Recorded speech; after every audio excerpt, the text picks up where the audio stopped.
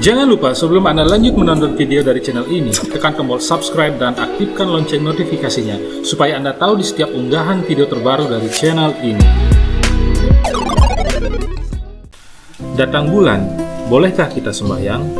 Pertanyaan di atas acap kali terlontar dari para remaja putri Hindu yang sudah akil balik alias sudah mengalami pancaroba dalam jasmaninya, yaitu dalam bentuk menstruasi atau yang lazim disebut dengan datang bulan.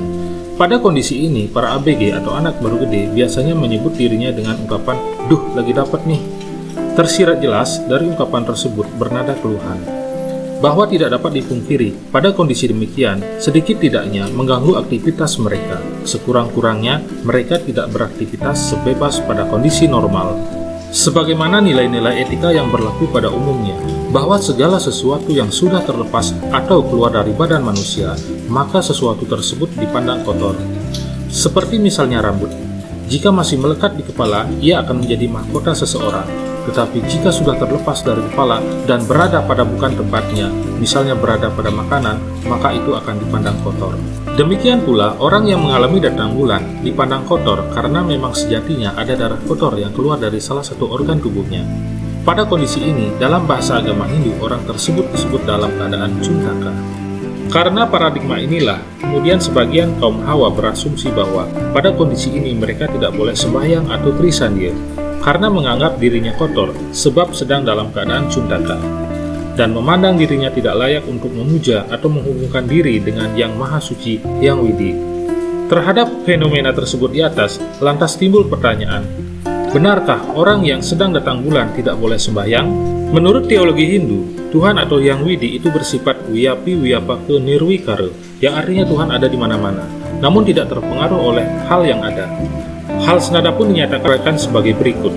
Eko dam sarwa butesu budas, sarwa wiyapi saiwa bintartar atma, karma diaksa sarwa buta driwasos, saksi seta kawalu nirgunasca, yang artinya, Tuhan yang tunggal sembunyi atau ada pada semua makhluk, menyusupi segala inti hidupnya semua makhluk, hakim semua perbuatan yang berada pada semua makhluk, saksi yang mengetahui, yang tunggal, bebas dari kualitas apapun.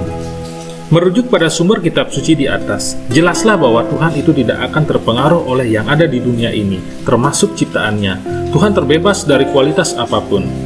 Jadi demikian bagaimanapun kondisi kita, suci ataupun cuntaka, datang bulan ataupun tidak, itu tidak akan berdampak apapun terhadap keberadaan Tuhan yang Maha Suci. Tuhan tidak akan terpengaruh oleh unsur-unsur duniawi. Jika demikian, jelaslah terjawab bahwa bagaimanapun kondisi kita, aktivitas sembahyang atau trisandhya itu tetap dapat dan wajib dilakukan. Dan jika dalam keadaan cuntaka, tentu dengan tidak mengunjungi tempat suci atau pura. Mengapa dalam kitab Swetra Upanishad menguraikan demikian? Oleh karena justru pada saat cuntakalah kita lebih intensif bersembahyang atau mendekatkan diri pada Tuhan. Sebab saat itu tentunya membutuhkan tuntunan dan pertolongan Tuhan agar kita bisa mengendalikan ketidakstabilan tersebut. Dalam agama Hindu, ada dua cara memuja Tuhan, yaitu Niwarti Marga dan Prawarti Marga.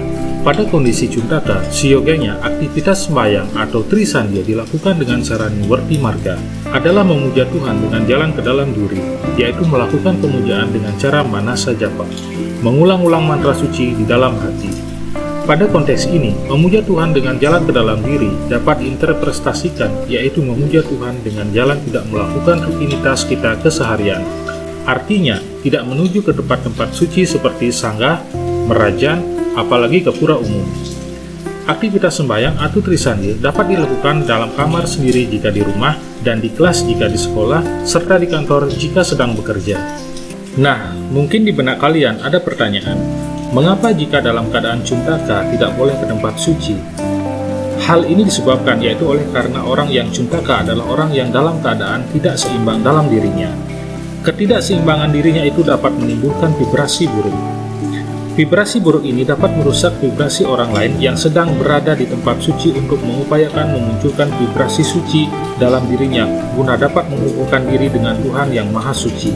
Dan dikhawatirkan pula nantinya dapat berpengaruh vibrasi kesucian dari tempat suci yang dikunjungi oleh orang yang sedang dalam keadaan cuntaka tersebut. Karena itu, ke tempat-tempat suci pemujaan umum tidak dibolehkan guna menghindarkan vibrasi buruk tersebut mempengaruhi orang lain dan mempengaruhi vibrasi kesucian tempat suci. Sebab kedua hal ini merupakan unsur duniawi sehingga masih dapat dipengaruhi.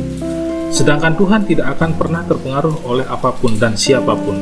Beliau tetap suci walau apapun yang akan terjadi. Terima kasih sudah menonton video ini. Like, follow, dan subscribe Anda sangat berarti bagi kami untuk menambah semangat menciptakan konten yang lebih bermanfaat.